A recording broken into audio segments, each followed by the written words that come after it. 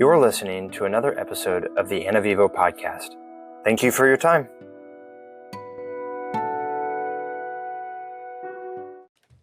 So it was just another example of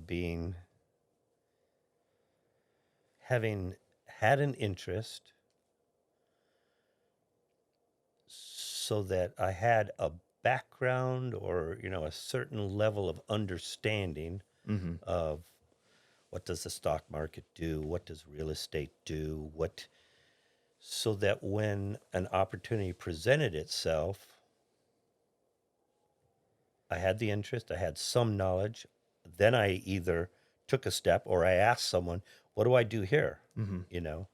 That more so in the last few years.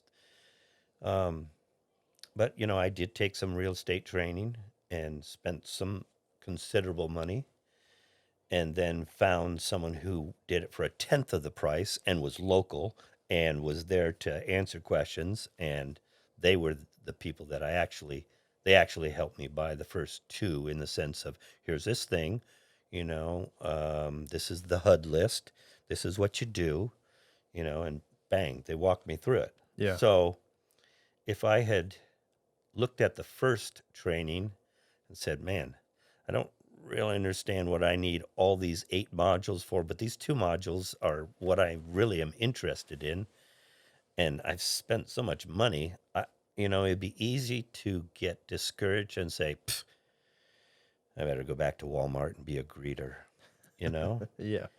But I just had an interest, and I knew that real estate was something I was interested in. And so, the student was ready and a new opportunity for education presented itself. How'd you hear about the DST? So that was another one of my failed ventures, in real estate as an agent. You have all these continuing education classes. Right. And, in fact, okay, sorry. Sidebar. Yeah, sidebar. So, you learn about a 1031 exchange. Yeah. And what does that mean? And what is that? And what a 1031 exchange is, it's referring to a particular code paragraph in the code of the IRS, where they say, basically, you have this asset, this business, this whatever, real estate. You can swap it for a new model without paying taxes on the transition from the old model to the new model. So typically, and it started in farming,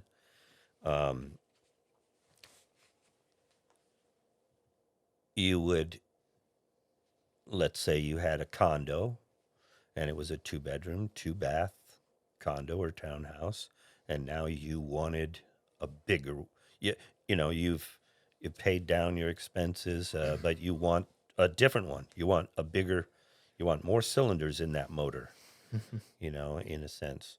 And so the 1031 lets you, in a sense, sell this one. Income producing specifically. Yes, yes, right. Not for your personal residence. Sell this one and turn around, buy this one. And there's all sorts of regulations. You have to do it in a certain time. You have to do it this certain way. You have to you can never touch the money from sale to purchase. You have to have an intermediary. There's all these regulations.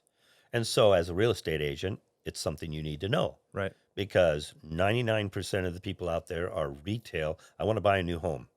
I want to sell this one and buy another one. But there are investors out there, and so they want to work with a real estate agent that knows, do you have an intermediary for your 1031 exchange?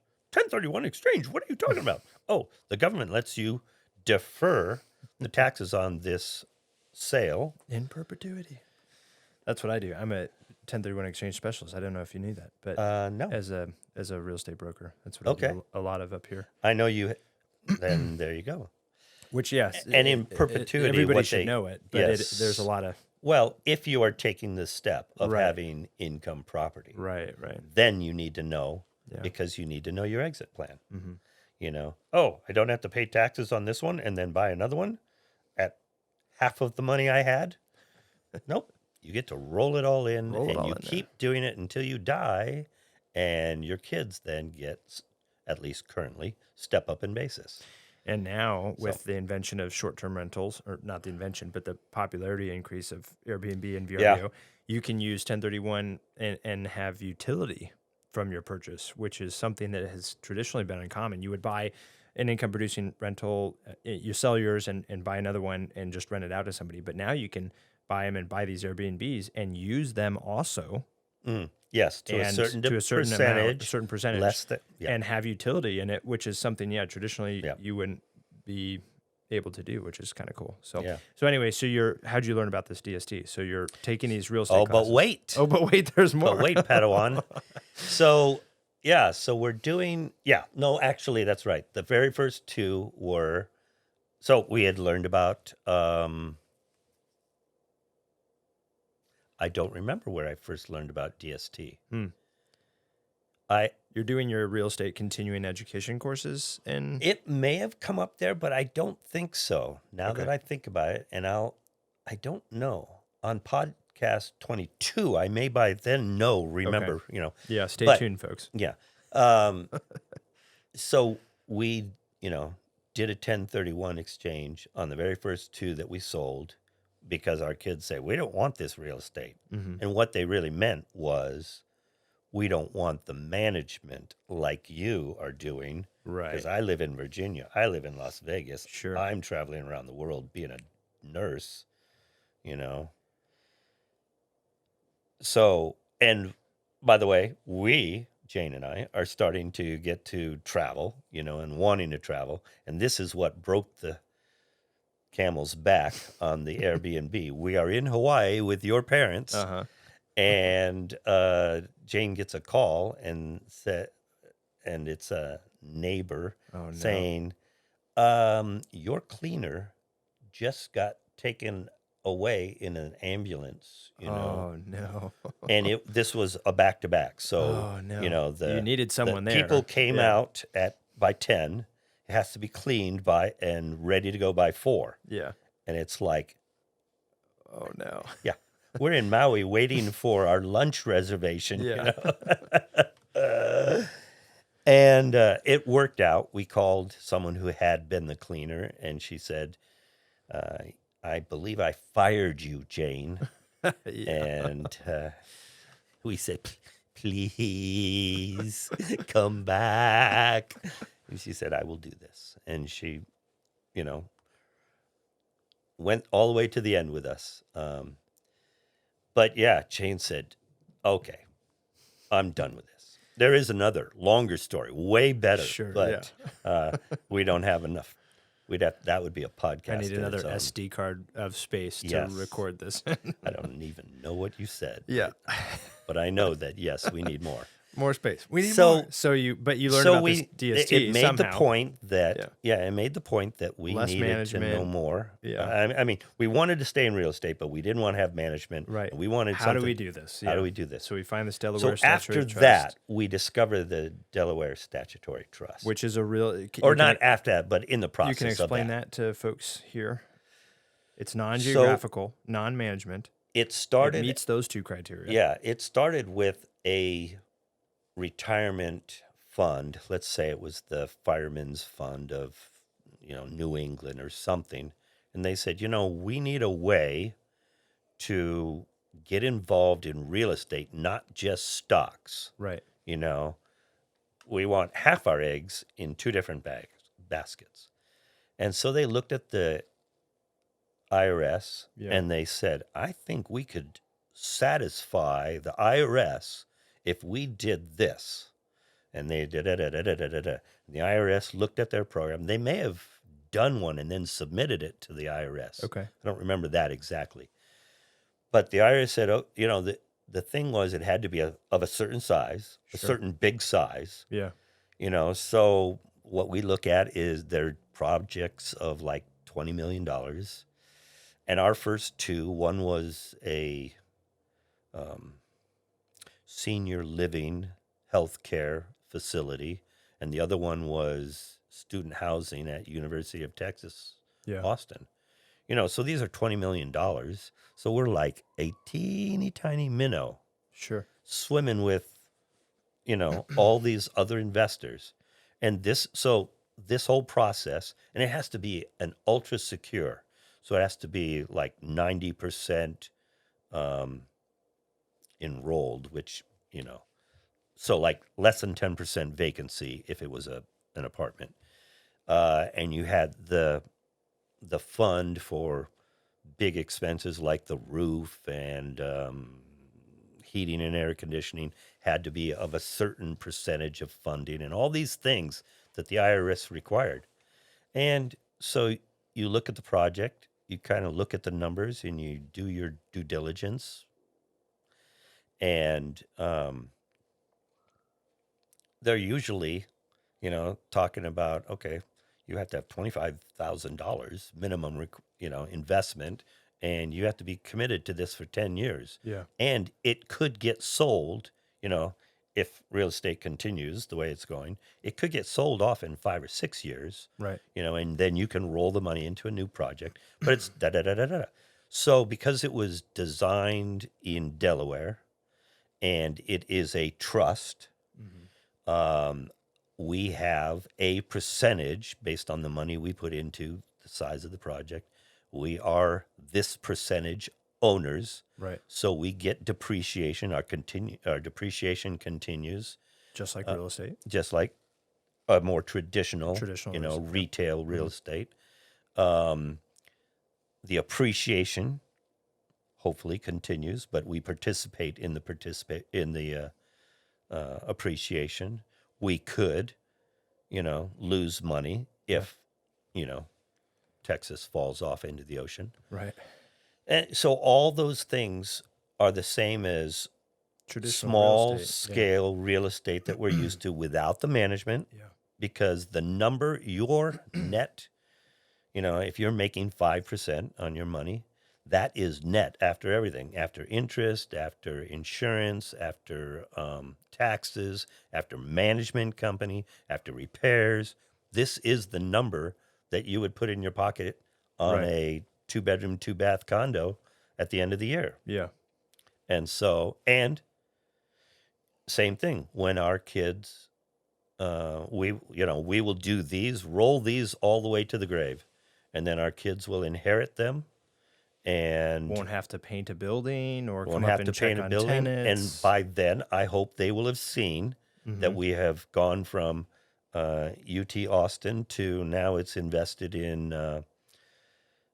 this building that the government leases for the Social Security, and wow, you spent like a day or two looking at the prospectus and stuff, and now it's good to go for 5 to 10 years, and you're making this rate of return. Yeah. Yep, that's right. And they'll say, oh, we can see using that in our family. Now, have you done this new to you financial vehicle long enough to realize gains yet? Or to realize stability at least on it? Oh, we are definitely realizing carefree cash flow. Okay. So it's moved from the experimentation phase into, we're hearing about this and let's try it out, to, wow, this is actually working. Yeah. Okay.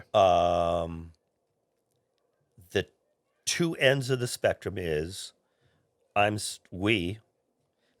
so Jane ran those 2 condos in the mountains, so she gets all that money. Right. Like you said, her money. It is. And your debts. It was her project, and it's her money. Now, I've done one so our business was divided into mountain properties and city properties, and I did the city properties. And I have done one city property, so actually I've done 2. What? So who are we whispering to hide from? The IRS or from no, the not audience? from the IRS. Okay. But you know me, I take hard left turns. Well, so the first getting rid of a property I did was one held in my self-directed IRA. Another area that we so you don't do a DST in that, because it's already, the IRA is an entity of itself, its own, yeah. So it went into projects like a DST, but not a DST. Okay. But they were provided by the same Broker. Yeah, broker. So anyhow, They do IRAs and so DSTs? that was so they do IRA appropriate projects. Okay. And they do DSTs, and they do cash projects, and so. Can you say who this broker is? Will you get? Oh yeah, can you get sponsored by them? Sponsored? No sponsorship. And I have recommended. So Todd was my real estate guy. Right. Todd, you're still my real estate guy. Yeah, in case you're listening. And so Todd's parents had a condo right next door to one of our mountain condos. So we became good friends. And when word got out that the money from this stuff was going into a DST, Todd's dad said, "Why are you doing that instead of just buying another?" And so I went through it. I said, "Look, this is what it's doing." If you teach it, you know it better. So you're teaching him. And I was able to answer questions that, let me get back to you in about a minute, But and who is it? Don. No, Don and Carrie. The broker. Oh. But thanks, Don and Carrie. Yeah. I think I'll have to look at, it's either Crowdfund 1031 or 1031 Crowdfund. Okay. Crowd Source. / Mark Boyd for referral. Yeah. No, but I would. My guy is a young guy. Oh, and this is out in California, in Orange County, In fact, their office was right across the street from where I would go down to Orange County.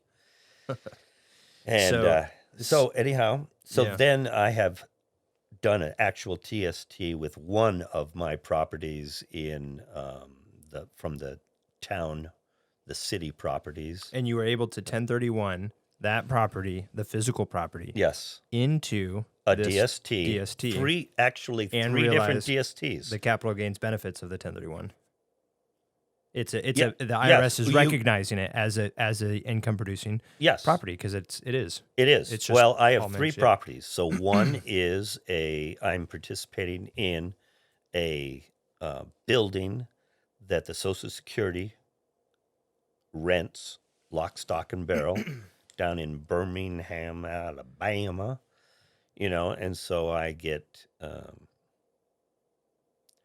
money for that each month. I'm going to, and then I had some in, what was the second one? I think the second one was the same original health facility. Oh, sure. Okay. And the third one, I needed a little more cash flow, so I put it into a oil field thing. A little more risk, but potentially more. No, there's very little risk because it's got a long history of what it. Now, the risk is oil goes up, you make more. Okay. Oil goes down, you make a little less. But this is over this period of time that it's been owned and done this way. Yeah. You average 9%. Yeah. Nice. So 9% was, and the others were making in the fives. Right. Now, can you likewise pull this out of the DST and use it back again for a physical property? 1031. What would happen is when one of these was sold, you would take that out and you could. When they sell it, the broker? Yes. Or when you, yeah, you don't. So once your money's in. You can do kind of like an inter-office sale. Yeah. But you're going to get killed on that. Sure. And you would do that because you had no other options. Right. Or you had even lower mental wattage than I have, So this really is a long-term thing for you to give to the kids, a legacy, a form of financial legacy. Or it's just something, now, so a more, some people turn and burn their properties, every 5 years when they've gone up 22% or whatever number they, But I wasn't. I expected, and this goes back to Robert Allen. He said, buy these 10, liquidate these 5, cash out these 5 so that they're just running like a little clock, Yeah. Printing out dollar bills every month, dollar bills, and keep them forever. Right. So that was what I thought. I thought I would, give, my kids would inherit a portfolio of X number of properties, free and clear, and just running, printing out money press. Awesome. And it'll just, instead of a lithograph, now it's, a something else kind of printing money. Anyhow, so the DST, that's how we're transitioning probably all of our real estate. There's the 2 that I've talked about were the very first 2 that I could conceivably see those and keeping those for long term because, they have utility that I could take advantage of if I had to, a 3-bedroom, 2-bath house with a yard. Yeah. And a 2-2 townhouse. I'm not. It's a good safety net. The DST, Yes. the one downside, or at least one of the downsides, is It's hard to go live in an oil field. No utility. Right. Yeah. Right. But, I have condos that I could live in. I have too much stuff and too many dogs, so it's going to be tough for me to live. Yeah. And I have a wife. Oh. So unless I have 2 1-bedrooms right next to each other, I'm going to have trouble. Only because we all have too much stuff. Because we all have too much. Yes, that's right. what I This mean. is, Yes. the Western And the world. dogs. So we covered in the first part here, not inheriting this and really learning it as you go. We covered kind of how you teach your kids and pass this on, and the legacy aspect that this is providing. The last question I have for you tonight, and I appreciate your time, is and the training in my life too, is now how do you, if you, it's a 2-part question. One, if you could go back at the very beginning of your life and do this all over again, knowing everything you know now, what would that look like? And 2, how would you use that, and how do you use that for the kingdom of God, for the stuff that actually matters? The rest of this stuff, right, it's all going to burn someday as Christ followers. How do you use the parable of the talents to bless the Lord and his kingdom through being faithful in much? Are you sure we're only going to do this for another 4 hours? It's up to our bladders here. So, Okay, so what would you do differently? this is going what I back, would and do what would you differently. do for the kingdom? So the thing of that I God? did differently with stock options. Mm. So only in the past 6 years-ish, I said, I understand this. I don't want to put $20,000 into these 2 stocks and watch them for 10 years. Mm-hmm. That's not going to get my grandkids where I want them to be able to be. Yeah. So what is this option thing that they're talking about?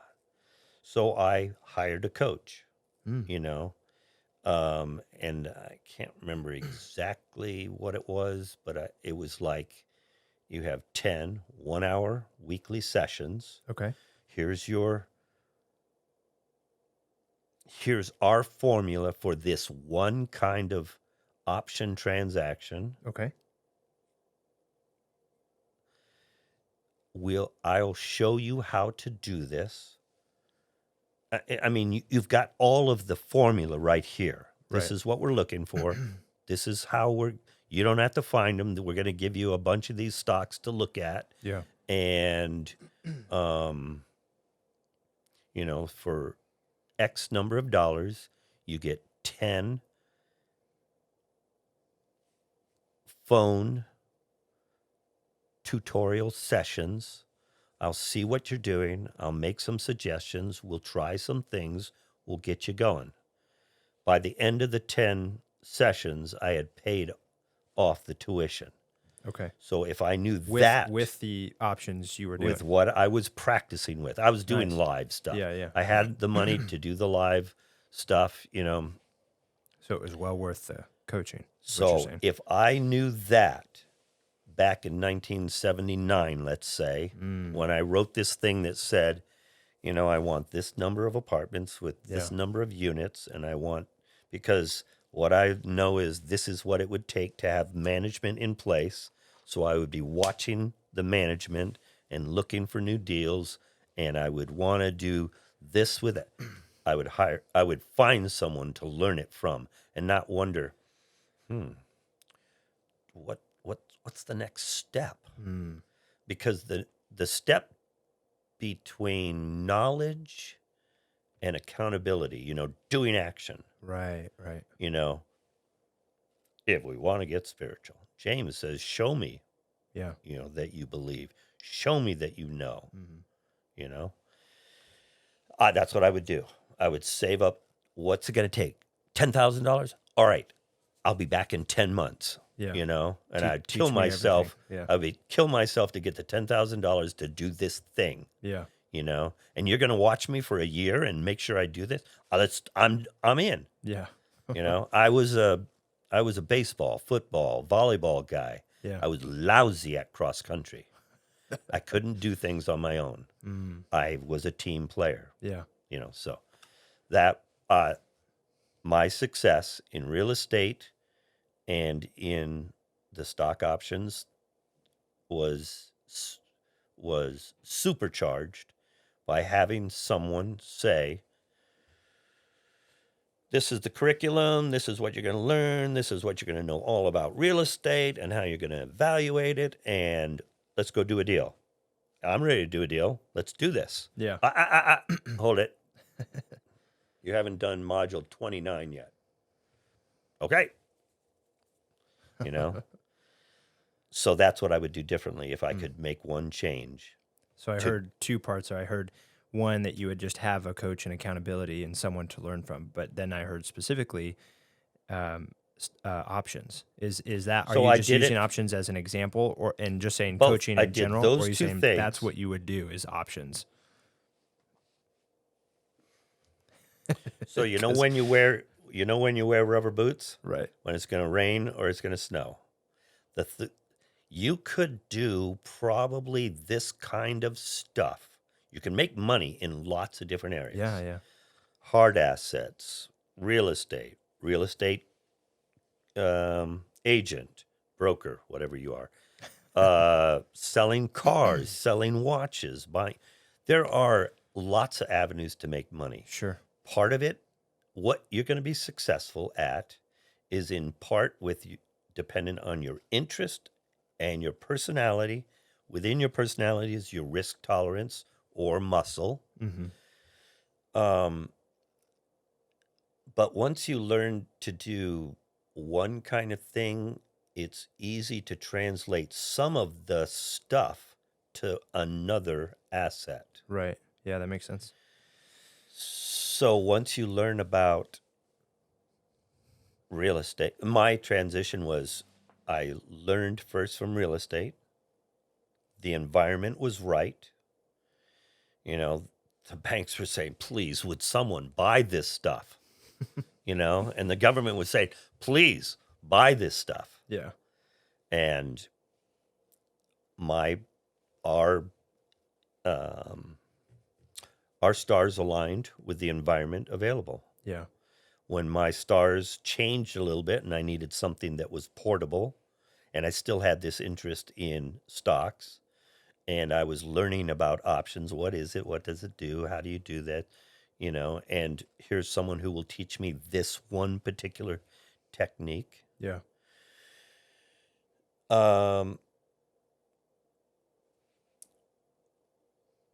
It's been good. Yeah. It's been good. So, Coach. what was your question? So it So, sounds like yes, from the, I would get a coach. get a coach, have somebody to hold you accountable and teach you it. But then more specifically, it sounds like you mentioned options would Yes. be a good, if not the good, financial vehicle that you would choose if you were to go back to your younger self and do it in the Yes. 70s, like you said. So and start in the 70s. you can boy. Because you've done so well the I last hate- 6 years. Imagine what you would have done. Oh, no, it has not always been good. Okay.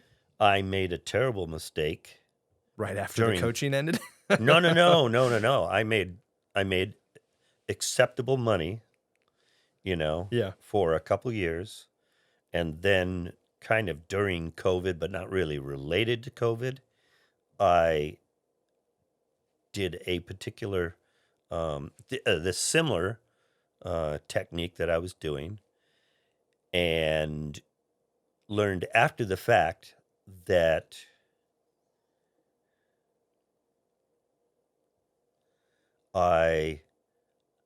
so we're driven in life and in investing one direction or the other by greed or fear. Mm. And I was drawn to the greed side. I saw I was making money, Yeah. and my caution side got muted. It was like, don't bother me. Don't bother. Look at this. Look at what That's I'm why paying the off all levers are so fun to pull in I the know. slot machines. Yeah. There's no brake on that thing. Yeah. And I got in deep to one particular, I had all my eggs in one basket, so to speak. Okay. And when I discovered, I need watertight bulkheads on this cruise ship. Oh, because we're in iceberg country, I don't even what are we saying here? Yeah, I sunk, Oh. and I'm recovering now. Yeah. But That was an experiential learning. it was an experiential learning that did not cost me my marriage, but it cost me a lot of sleepless nights. Yeah. Because I thought, for a while, how do I get out of this? Yeah. And then I realized, okay, well, there was in this technique, it's called a spread, where you sell one thing for a price and you buy protection for a lower price, and you keep the difference between what you sell and what you buy. But I was doing this on a volatile stock with a $5 spread. So that's a $500 cost at risk. That was my risk on this option. Yeah. Well, if you do it enough times, 500 gets to be a big number. Yeah. And so that's where the greed part was saying, wouldn't it be better to do it on a $1 risk? That's $100 instead of $500. Don't talk to me, kid. Do you know who I am? Anyhow, but I like options because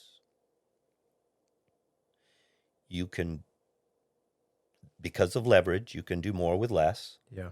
You're in that fourth quadrant. Absolutely.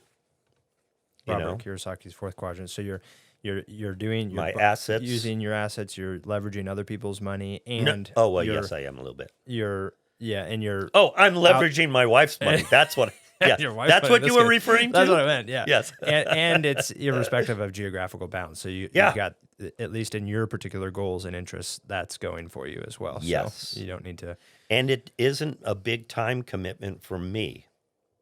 Meaning you're doing this daily or weekly or minute by minute? I'm mostly just doing it weekly. Okay.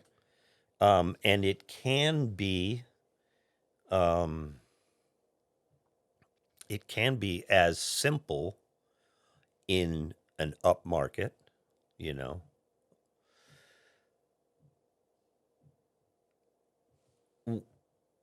when the goal in this particular case is to go with the momentum. So if the general flow of the market is a bull up market, and you're picking a stock that has an up trend, and I'm going contrarian, so I'm taking the opposite side of the deal of that, then I win 90% of the time, 80% of the time.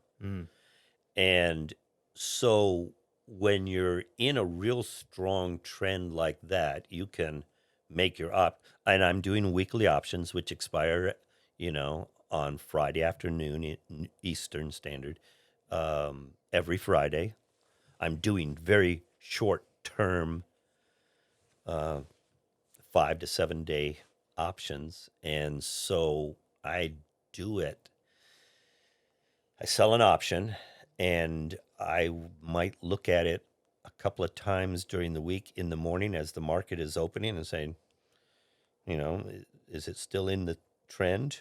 Do I Yeah. have to make a Crisis decision right now. not a crisis, but a preemptive? Mm. I'm not going to let it go till Friday to expire. I've made some profit, so I'll take an action to keep most of that profit. Yeah. Now, there's times when it gets a little more scary and you watch a little more careful, like if you accidentally do an option during the week of earnings, Mm. earnings, there are people out there with lots of opinions about what this stock is going to report for their earnings. Right. Is it good? Or It's just a Elon. volatile. What did Elon say this week? Yeah. Is Tesla gonna report good earnings or bad earnings? Yeah. And opinions are a lot like armpits. Everybody has two. They're on opposite sides of a thought, and they both stink. And so it's like listen to try and see where they're coming from and say, okay, is it true? Did Elon really smoke a joint and make an opinion on a recorded? You're not recording this part, are you? No, this part's not recorded. Okay. Yeah. And you think, okay, is that within my risk tolerance? Am I still safe? Is Amazon gonna do this thing? So you're just sort of learning these as you go through the year. I do learn from could, most of my mistakes, and so far I've survived. and someone else doing this could do it. I mean, this could be something you're doing multiple times a day, or or weekly or monthly. I mean, it's kind of to get back to the reason you're selecting this out of the other financial vehicles to do if you were to go back and talk to your younger self, is because it's sort of at the pace of whoever's doing it, and their risk tolerance, their ability to learn, their ability to manage it is often or little as they want. Okay, cool. So the nice thing about YouTube now is you can go out there and listen to somebody who has a podcast, who's doing options. Brad Finn is a guy who's easy to listen to, and he's a teacher, so he is good about presenting a concept. Now, the problem with YouTube is you get into, this one's going to be 15 minutes. Well, I only have an attention span for 12. What am I going to do? Yeah. I mean, but I'll tell you what, you learn, what's this thing they're talking about? The wheel? What's this thing they're talking about? The iron condor, the butterfly, the spread, the diagonal spread, Yeah. and you get a little bit of exposure at no risk, and you get a little bit of education, and then you can go look up in Investopedia. None of this stuff existed when I was looking at the stock market. You had to, get the San Diego Tribune, and you'd look and you'd say, there's all these numbers and these little, what is, IBM. Oh, that must be the name, And that's if you made it past the distracting comic part. Section. That and the sports page, because they always put that at the back, What was I here for? Yeah. Which, I'm a dog too. I have that problem. But so I am teaching, I'm helping two guys learn about it. Cool. Because you're a coach. Because I'm a coach. And one guy said, you do what in your retirement? And I said, I kind of do some things in the stock market. Well, why do you do that? Well, remember I told you we went to Europe? I wanted to be able to do that, while we were in Europe and just keep an eye on what was going on. You did that while you were in Europe? I thought you had real estate. You were changing toilets while you were in Europe? No. This is the stock market thing. Tell me more. I would like to hear more of this thing that you speak of.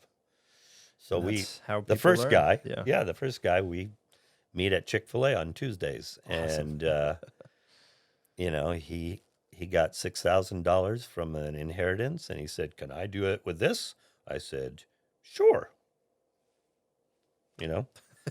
And then, If you can't see, the face was a face of certainty, not a face oh, of it was like, sure. you're asking if you can dash across the freeway in front of that truck?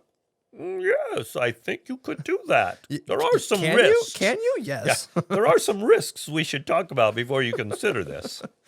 And so we just started very simply with a low price stock, which has its problems. A low price stock doesn't go very far very fast. And you think, I made 3 cents? Well, yeah, but that's on 100 shares. Yeah. I made $3? Yeah, but that's Yeah, like, but think of the learning that you. well, you gotta make it concrete. Yeah, but you're doing this every week. So if you made, 0.5% on your money every week, that'd be 25% in a year, and people would be lining up at your door. I don't want people lining up at my door. Yeah, All but right, look, so they'll that's buy why- you Chick-fil-A. That's See? why we don't talk real loud here. Yeah. Yeah. So and then I talked my brother into. I said, "Listen, this stock is about to split, and so you buy these 5, and pretty soon you're going to have 100, and you can do this thing I do. What is that thing you do? It's called options. Let's go back over to this. All right, I've got 100 shares. What do I do? Okay." Did you teach Richard, when he No, started? Or Richard, he, no. He knew this stuff already. Well, 'Cause he's doing options as well, or he's doing. he and is this doing options. We don't need to share what he's doing necessarily. Oh, yeah, depending no, on the discretion of it. I can talk to him, but Well, you didn't teach him this, or he? no, was doing so his own he thing? was getting his Series 6 Okay. license. So he learned all about it Yeah. in Technicolor, Yeah. and and he knows all the big words. So I'll say, "Yeah, I'm doing this thing where you buy, you sell a put at this potential of and then you buy this protection. Oh, you're doing a spread. Are you doing a calendar spread or a diagonal spread? Hang on, I'm getting another call. I'll be right back. Investopedia, diagonal spread. Oh, hey, I got rid of them. Yeah, no, I'm just doing a calendar spread. Okay, that's good. What are you looking at? What do you want to do? Well, I'm looking to get 1%. Oh, yeah, that's pretty good. If you can do that, you're making 50% on your money. Where are you going to do this? I'm doing it in Levi's account. Oh, I like that. Yeah, I like that. Okay. Just be careful. Try and, use your premium to buy assets. What do you mean, like, if you were explaining it to Levi? Oh, Yeah.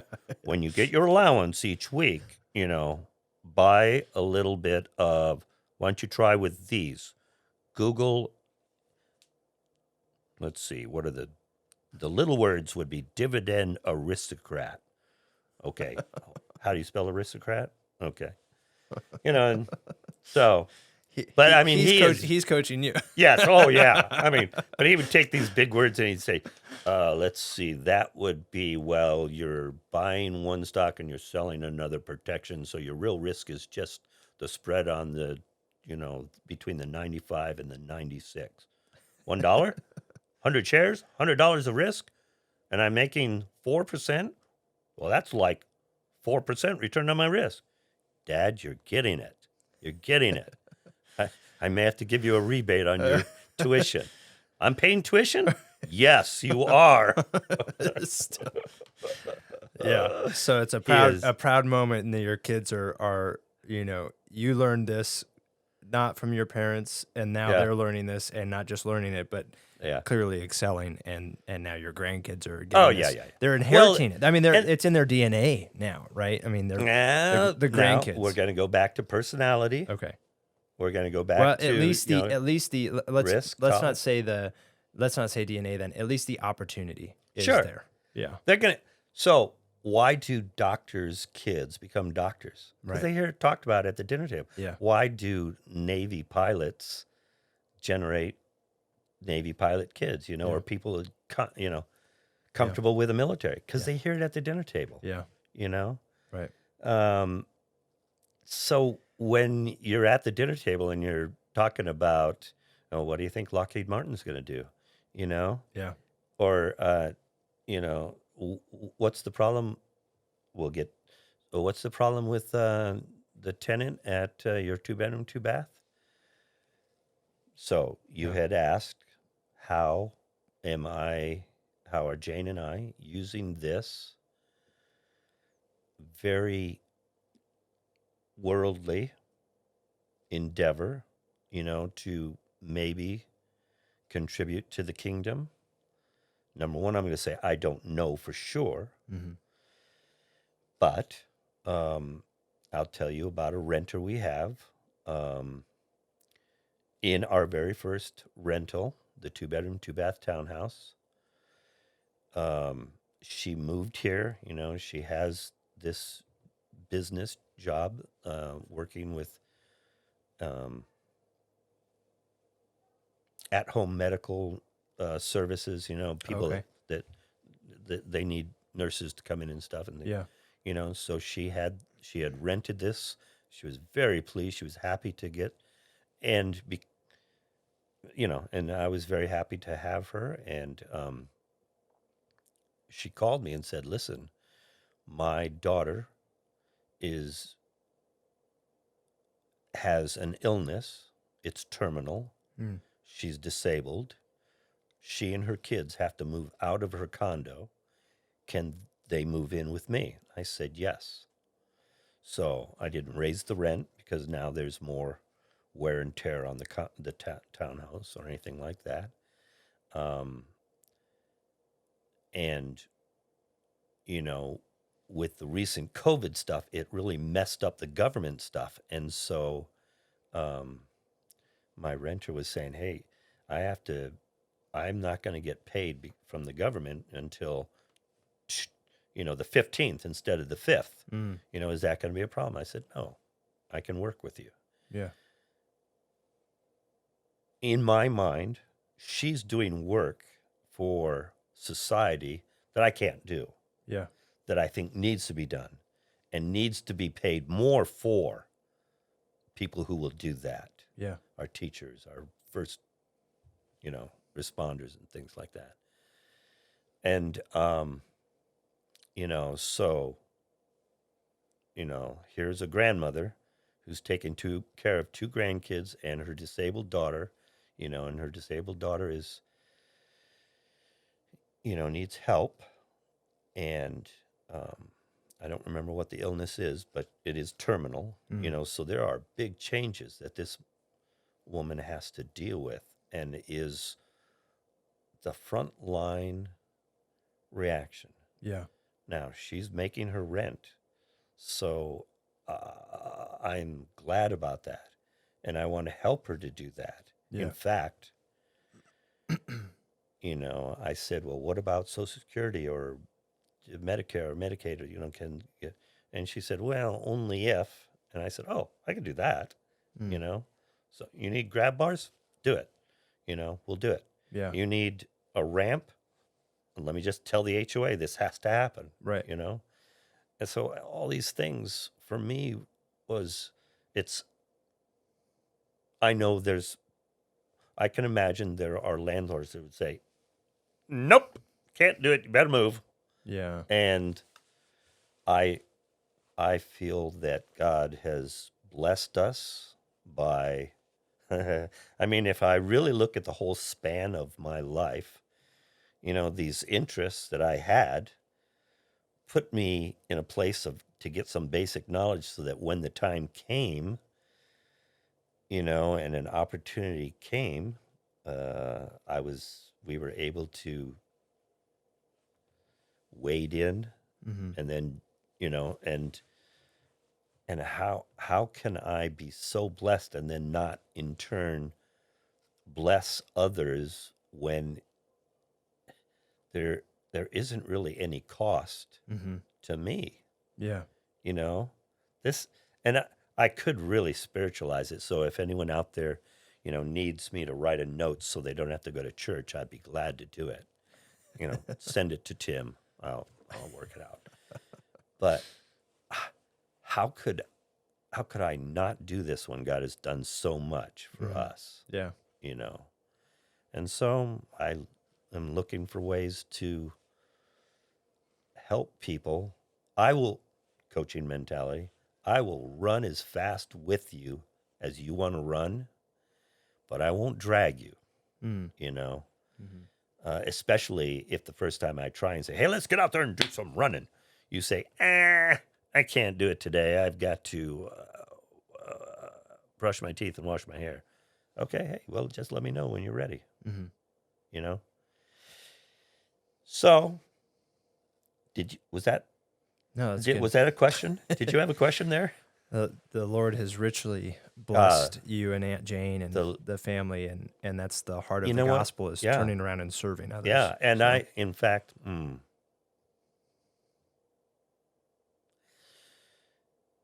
so one of the stories I hadn't yet told you.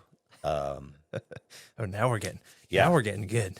So part of the 1031 from the mountain properties that went into DSTs, part of it went into a traditional where we rolled it into an income property in Las Vegas, right next door to Lauren. Convenient, perfect. Yeah, and not by accident. It was a strange accident because, Lauren sold a house and moved to another house, and we were there to help move. And yeah, I was there. You forget about me. They didn't have an elevator, and they were upstairs. Oh no! Not that place. This is no. Oh. That was the condo to a house. Oh, a rental, okay. And then they bought a house. That place was was up and down the stairs a lot. With stuff. Stuff. Yeah, I remember that. And then they sold that first house they bought and bought a nice big house. And I'm outside doing stuff, and the guy next door, his name was Mark, and we naturally hit it off, and we talking, Even though your name isn't really Mark. I know. You didn't even know that, but you use that to your advantage. I try not to burden people with details. Yeah, minor details. That's right. Well, we're having a fun talk, we're talking back and forth, and we see him every few months when we would go out and do something or whatever. He went into the hospital for something. They discovered cancer, and he died fast. Oh, wow. And when Lauren heard about it, I guess the real estate agent was there, doing something, buttoning something up, getting things out or whatever. And the agent said, oh, yeah, the estate wants to sell this pretty quick. So she called us and said, hey, are you in a position to buy this house next door to me with your grandkids right here, right over the wall? I don't want to use this against you at all, but your grandkids would be right here. And they could swim in the hot tub. Call it their little pool. Yeah. And so at first I thought, but, back to the generosity of the Lord. But we were in the process of selling these two properties, And I said, oh, wait, we could do a 1031 exchange. So we started into the DST and the 1031 exchange on this property in Las Vegas. And there's two ways to do a 1031 exchange. Yeah. You sell your property you're giving up, and you start the process of finding and buying the new property. That's called a forward 1031. Exchange. Well, it blew up in the middle. Something happened. Jane would help me with the details.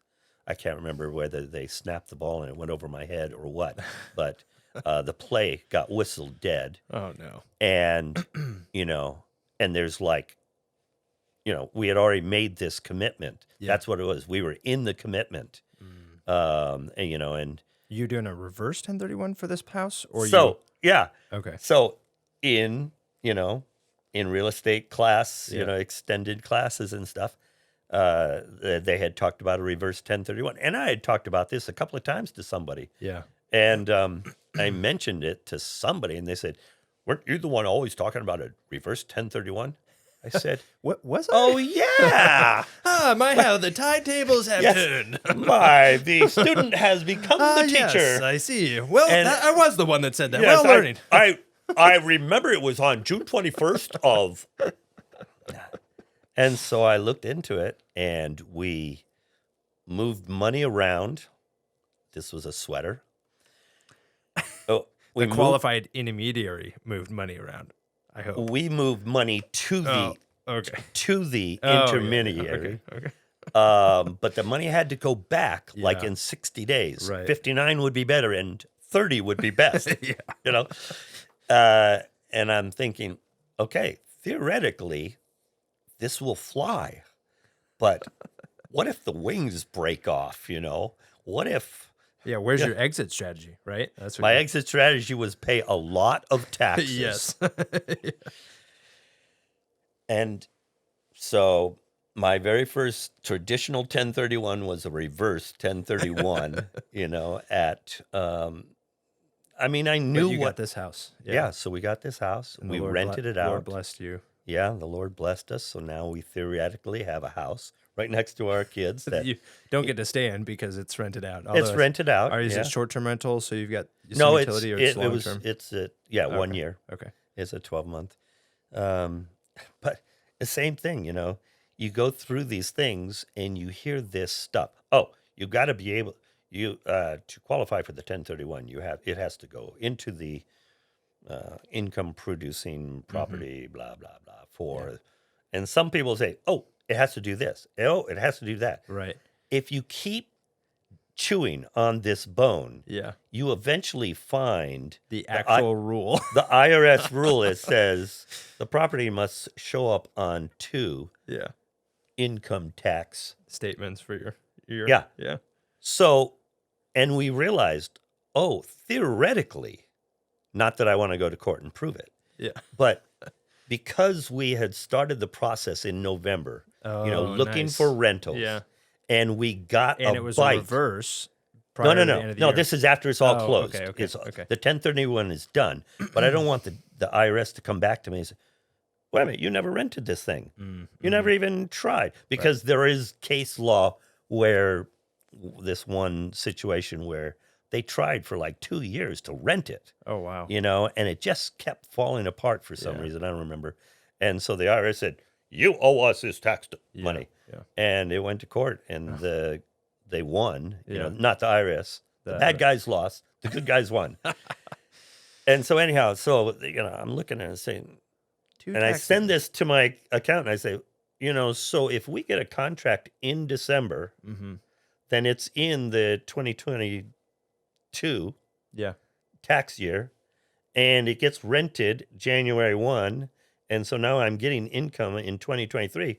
I've really fixed this criteria of the 1031 exchange in just 2 months. Yeah. She says, well, that is how the law reads. You know, That's a very tax Yeah. accountant thing to say. Yeah, Well, that you is know. how it reads. Yeah, what do you mean by that? how deep are your pockets if we have to go to court with this? Yeah. All my money is right there. you would know. It's buying grass in Las Vegas. Anyhow, So you're going to It's wait just- an extra year, though, just to be safe. And well, I think what we're going to do is, because the way income property works, you can personally use it to a percentage Correct. of Correct. the year, Yeah. but not over this even by a day. Right. You know? Yeah. And so we're going to make it available for some short term, some family rental, some Yeah. friends, for a moderate, and then, the HOA has certain rules for short term. right. So we have to walk these couple of lines and Yeah. jump through a couple of hoops, but it is very pleasant in Las Vegas from like February when it's 1 degree Yeah. in Denver to about middle of June-ish. Okay. It's a very pleasant time. And then like in October, November, December-ish, it's okay. So we might work something out, Yeah. Trying to get out of the cold of Denver now that you're. I don't mind the cold of Denver, but Okay. not all of my people and animals like the cold as Yeah. much as I do. Some of my animals will go outside when I go outside. Yeah. And some of my people say, your dog needs to go outside. You better go outside. Time to go to Florida. Time to go to Oh, I know. back to It's Southern funny. California. We went to Florida. Yes. So. Man, I don't remember. Did you have a list of questions you were going to ask? That was it. I really wanted to just hone in on this. One of my core values as a young. So I'm 33. I'm the year that Christ decided he had enough, and he That's left. it. That's Lord, it. I'm out. I'm done with this. I'm done with these people. Who knows why he picked that You're age? going to have to send someone else. Historically, he died on the cross at 33 years old, and then left Earth. And so there's this always in my mind. I'm like, oh, this is my year. Like, why am I still here? I'm starting feeling in my bones. I'm looking at you. I know you're judging me hardcore right now, but Oh no. I'm ready to go. But one of my core values is this, and guiding principles in my life, and what I love to do, and why I do what I do, by and large, is this word legacy, and what I can leave behind that is eternal, that isn't all this stuff, and so one of the ideas behind this is learning and teaching this to my own kids and my grandchildren, Lord willing, someday, but also to share this with other people, hence a podcast atmosphere in this case, but also then how am I doing all the stuff that we love doing, finances in this case, for the Lord and for the greater picture. So it's not just this greed or fear-driven mindset. It's this, man, if I can do this and the Lord has blessed me with this mind, I can turn around and bless others who don't have this mind. And it's this idea that Paul writes about of all of us as little parts of the body working together for the glory of God and the good of each other. And like I mentioned at the very beginning, like I can't turn a wrench to save my life. Literally, we got married week 1 of marriage. Grace says, "Oh, install this paper towel dispenser for me, would you? While I'm going to whatever appointment I had." And I'm like, "Oh yeah, paper towel dispenser. I got that. Of course, yeah, it's paper towel." So I get these screws that I just found at Home Depot. They've got a whole aisle of screws. If you didn't know this, at Home Depot, I know. You work there. It's amazing, a whole aisle. And I just picked out the ones that looked really cool. I was like, these are shiny. So I got 2 screws, and I said these probably go through whatever I want to mount on. And I didn't know how long or what size, whatever. I was like, I need something to put this in. So I got it was a wrench. I think it was something that I put these screws in, and I mount this stupid paper towel dispenser to what I thought would be a very practical. I'm logical. This will be efficient. It'll be right here by the trash can. So when she opens the drawer, she can reach in and grab a paper towel and then throw it right away. But the cabinet that I mounted it to is like a finger width. I mean, a 1/4 inch thick, and these screws were 3 inches long. So I put 2 screws through this thing, and then I realized after I had mounted this beautiful paper towel rack that there was 2 inches left of the screw that will now stab someone. Yeah. So I went back to Home Depot, and turns out they sell little screw caps that that are like these little round Protective. whatever, yeah, and you just screw them right on. And so I got to. The screw caps are only the size of your fingernail, so 1.5 inches of screw is exposed with the little pointy part saved on the end. Oh, this is the ugliest. And to make it all worse, it wasn't even level. It was just cockeyed. Yeah. Thing. And I stepped back and my hand's on my hip, and I'm like, oh, she's going to be so happy that she had one thing for the honey-do list, and I got it done, Yeah. I still haven't, 8-9 years later now, I haven't heard the end of this. Oh, yeah. Project. At least you didn't, drill through the drawer.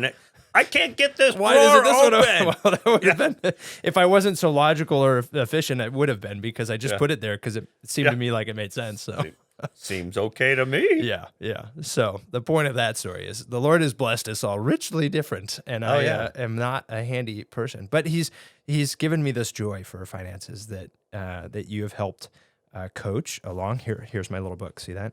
Can you even read that from this far? Yes, I can. It's got his face on the back. Yep, for teens. I like it. Yeah, it's the Cliff Notes of the Rich Dad Poor Dad. But I've got this just passion and joy that that the Lord has blessed me with to do finances as well, and so I really wanted to taper off, end this conversation with how are you using this? How would you teach or encourage others to use this gift, not for our own personal gain, not for personal wealth building, but for the blessing and the service of others, for our family, for the body of Christ, for your tenants. And you shared that story, which was a great example of that. And I have a conviction that if our nation is going to pull up out of this dive, financial dive at least, we have to have more financial knowledge universally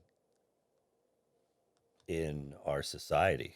You know, save more, spend less, invest, As opposed to the society now where you just click the button and it shows up at your front door. Well, and you pay for it later. Did you notice the Smiths? They got like a 72-foot widescreen, double-digit decimal something TV.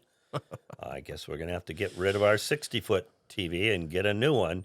Yeah, and they brought it home in a Mercedes. Oh, boy.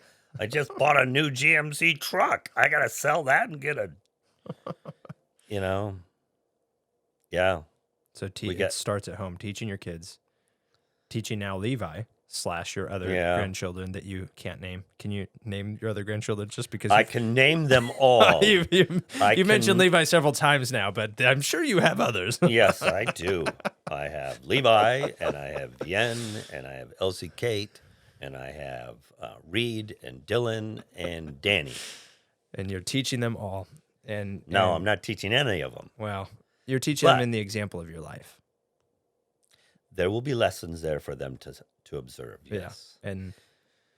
But, one of the things about seeing farther across the horizon that I have learned is you got to match the person to the job and the job to the person. Right. You know? And the job makes the man, but the man picks the job. Or woman, girls. Mm-hmm. Sorry, Elsie, don't get mad. If they're like Jane, then they will do better in this kind of job. And they'll do poorly in this kind of job. So helping them to learn who they are. Yeah. You were always big on that. You were always big on personality tests and figuring out who you are and understanding your why and your strengths and weaknesses. And I guess that plays into that question. Yeah. And we'll place people. You place your aces. You play your aces in their places, Did you just make that up? No, a friend used to say that. He also used to say, you can send a big truck to do a little truck job, but you can't send a little truck to do a big truck job. Nice.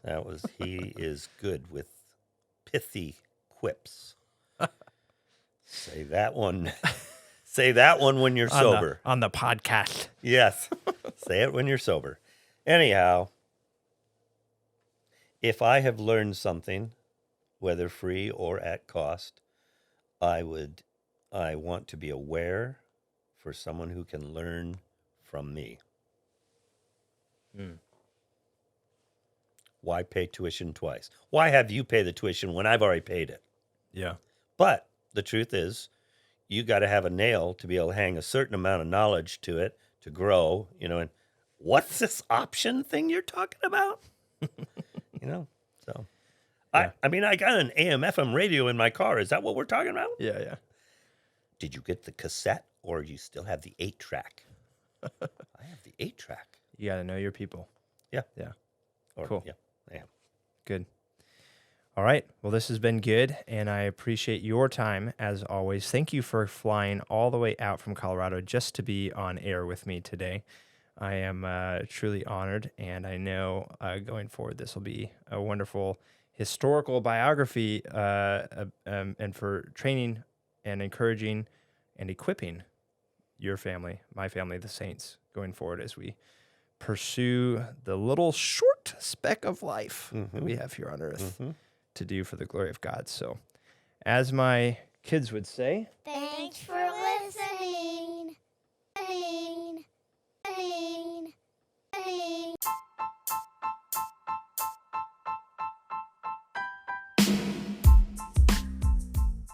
Thank you for listening to another episode of the Ana Vivo podcast. We welcome your feedback and ideas. You can learn more about us by simply Googling the word Anavivo. This podcast is supported by listeners like you. I am a licensed real estate broker with Compass Real Estate and a nationwide real estate matchmaker.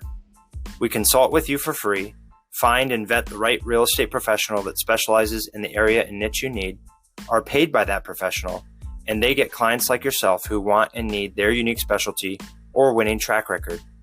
If you or someone you know is in the market to buy or sell real estate anywhere in the U.S., don't simply web search the highest paying advertiser. Let us use our licensed experience to find and vet the real and best professional for you. It costs you nothing but a phone call or email with me, and has saved my clients financially and emotionally. I'd be honored to serve, and you can reach me direct by email at tim.c.miller@outlook.com. And as always, to God be the glory.